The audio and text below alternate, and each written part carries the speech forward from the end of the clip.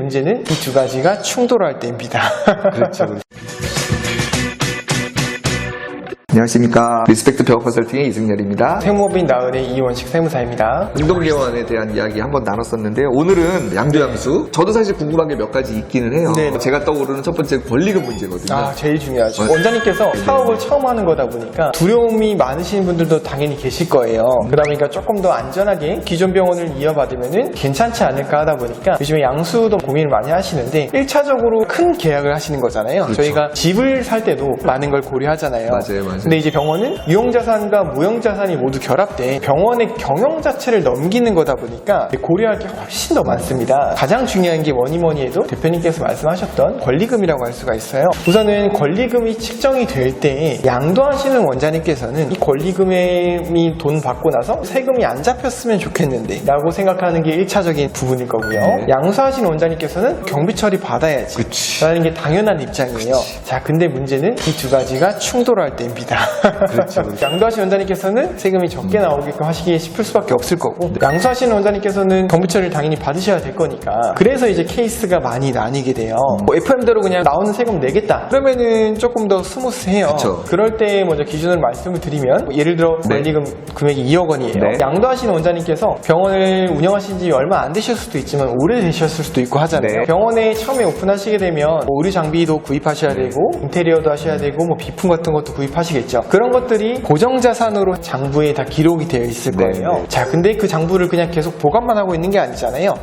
감가를 써서 매년 비용으로. 경비 처리를 해오셨을 겁니다. 1, 2년밖에 안 된 병원은 아직 감가가 많이 남아있겠죠. 그렇죠. 자, 근데 10년 된 병원이라고 가정을 할게요. 감가가 많이 있을까요? 거의 0이겠죠. 그렇죠. 많지가 않을 겁니다. 그러면은 유형자산이 거의 없다는 얘기가 되는 겁니다. 네. 유형자산이 예를 들어서 5천만 원밖에 안 남았다고 가정할게요. 만약에 제가 5천만 원을 5천만 원에 넘기게 되면 원가 그대로 넘기는 거니까 세금이 영향이 없겠죠. 근데 5천만 원을 지금 권리금 받으시는 게 아니라 2억 원 받으셨잖아요. 그럼 차액이 지금 1억 5천이 있겠죠. 자, 1억 5천에 대해서 세금이 나오는 겁니다. 그 세금이라고 말하는 건 내 네. 소득으로 잡힌다라는 의미죠. 맞습니다. 소득으로 잡히는데 다행히도 국가에서는 병원을 키우기 위해서 노력했던 공헌을 약간은 인정을 해줘서 무형자산 권리금만큼 아까 1억 5천만큼에 대해서 60%만큼은 경비가 없지만 경비로 인정을 해줄게 라고 보고 있어요. 네네. 1억 5천에 60%면 9천만 원이잖아요. 그렇죠. 9천만 원만큼은 실제로 경비가 없지만 경비가 있는 것처럼 인정을 해줄게 라고 인정을 하는 거고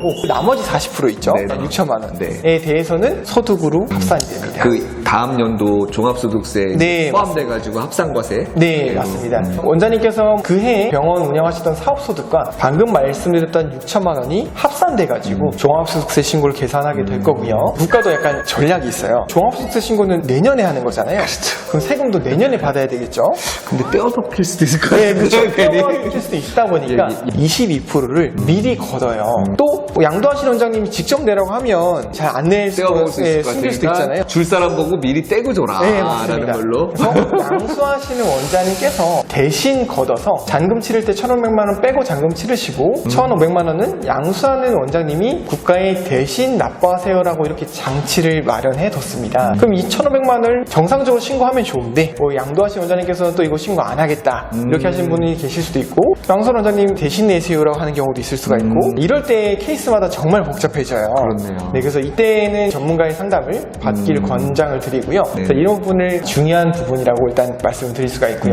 제일 궁금한 게 들어가시는 분 입장에서는 비용 처리를 받는 건데 순수 영업권에 대한 권리금이냐 아니면 시설 및 장비에 대한 권리금이냐에 따라 가지고 비용으로 어떤 거는 인정받고 어떤 거는 인정받지 못하는지를 되게 궁금해하더라고요. 네네네. 고정자산이 5천만 원 정도 있다고 하면 이 내역들을 양도하시는 원장님의 고정자산 관리대장 내역을 받으셔라라고 제가 말씀을 보통 드려요. 네, 리스트. 네, 리스트를 받아서 보통은 이제 양수도계약서에 별첨으로 첨부하시게끔 말씀을 드립니다. 국가에서는 이만큼의 고정자산을 이어받았구나 해서 양수하시는 원장님도 그 고정자산을 그대로 고정자산을 등록을 할 수가 있어요. 그러니까 인테리어 한 것처럼 인정을 해준다는 네, 맞습니다. 거잖아요. 네, 그래서 그거는 똑같이 그대로 경비 처리 받으실 수가 있고요. 무형자산 권리금에 대해서는 신고를 한다면 국세청에서 이제 합법적으로 인정을 해주고 있고 신고를 안 하게 되면 신고 안 했으니 경비 인정 안 할게라고 할 수도 있는 겁니다. 일단 신고만 하면 전부 다 경비 처리는 가능하다. 하자라는 네, 게 기본 맞습니다. 컨셉인 거고 네. 영업권에 대한 것도 감가처럼 나눠가지고 비용 처리가 되는 거예요. 네, 맞습니다. 엄밀히 말을 하면. 네, 영업권 같은 경우는 이제 뭐 자동차랑 좀 비슷하다고 볼 수가 있는데 네, 네. 20%씩 5년 동안 감가상각이 됩니다. 픽스가 되어 있다는 걸 알고 있어야겠네요. 네, 그래서